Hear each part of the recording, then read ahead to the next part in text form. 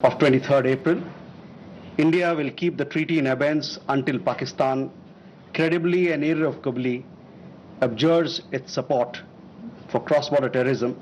Please also note that climate change, demographic shifts and technological changes have created new realities on ground as well. Kandanvi had a question regarding trade matters. From the time of Operation Sindoor, commenced on 7th May, till the understanding on cessation of firing and military action on 10th May, there were conversations between Indian and US leaders on the evolving military situation. The issue of trade did not come up in any of these discussions.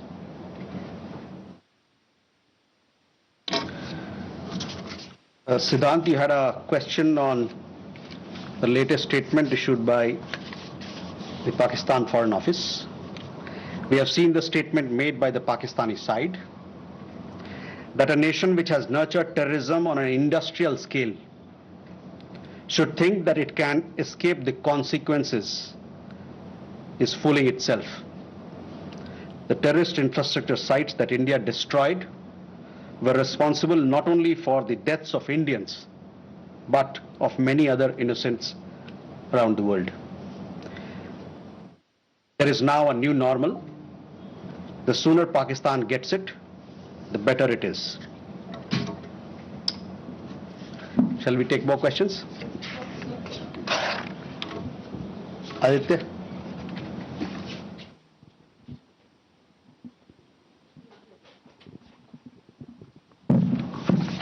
Mr. Jayaswal, I have two quick questions. One, that some of the Indian diplomats who have given interviews abroad have said that India has electronic intercepts and gathered intelligence linking to Pahalgam attackers to the handlers, and they have been planning more attacks.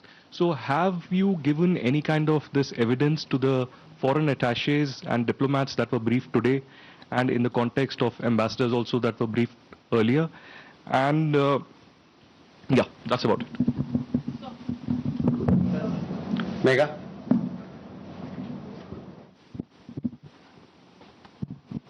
Good evening, sir. Megha from NewsX. My question is that India, it's being reported, is going to be sending a team to the UNSC 1267 Sanctions Committee. The meeting is going to be held later in the week, and the purpose for it is to declare the TRF as a globally designated terrorist organization. If you could shed more light into this. Okay. Rishabh?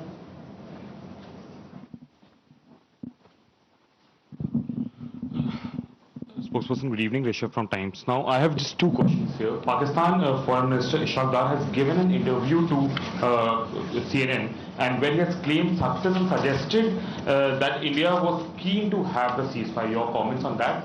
Also, there are a lot of buzz on social media as well as in various international media about nuclear leakage in Pakistan. Can you shed some light on that as well?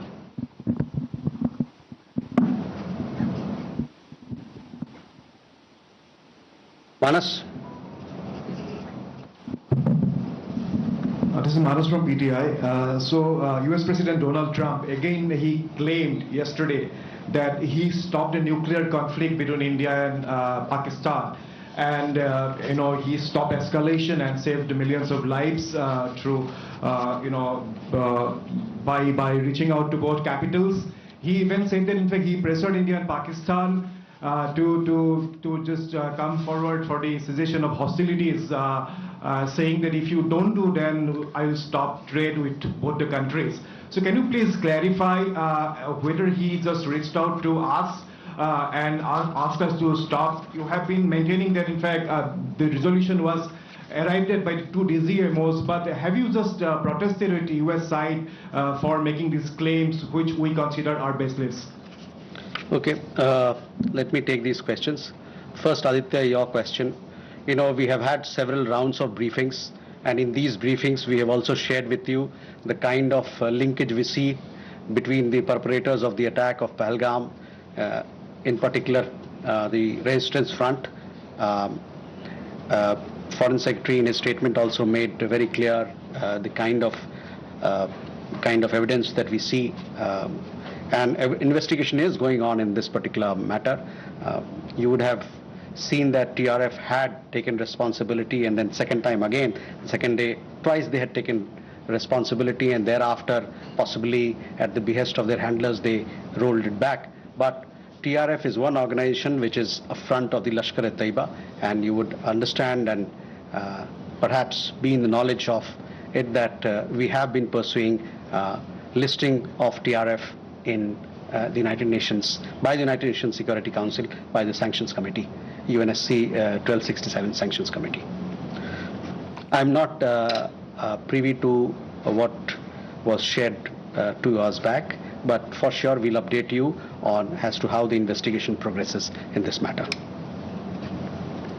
Mega on UNSC 1267 Sanctions Committee. Yes, over the last 2 years or so, 23, 24, we have been sharing information with the United Nations Security Council, the monitoring team of the Sanctions Committee, as to why the terrorist TRF, which is the front for Lashkar-e-Taiba, should be listed as a terrorist entity. We will be also, in few days' time, we will be sharing more details in this regard, and hopefully Security Council 1267 monitoring team will take strong note of what we present, what we file, and take due action against that is required. Rishabh, on your question regarding the interview that the Pak Foreign Minister gave. In the last week, as a result of Operation Sindoor, Pakistan has seen its terror centers in Bahawalpur, Murudke, Muzaffarabad, and other places destroyed.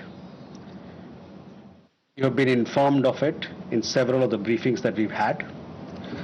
Thereafter, its military capabilities were significantly degraded by us, and key air bases effectively put out of action.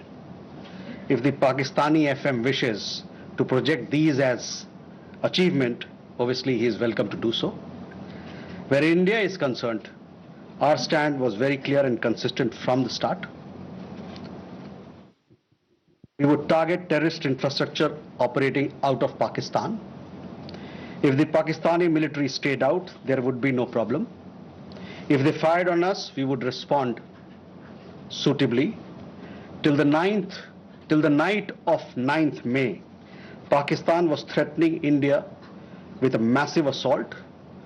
Once their attempt failed on 10th May morning, and they received a devastating Indian counter-response, their tune changed, and their DGMO eventually reached out to us. I just referred to the timings, etc., as to when they reached out. In essence, India's position remained the same. Pakistan's position changed on 10th May morning after its air bases were effectively put out of action.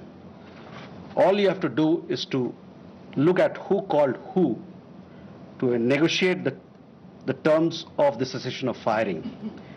By the way, we are living in a day and age where you have satellite pictures available commercially. I urge you to look at the satellite pictures of the sites which Pakistan says or claims to have attacked in India.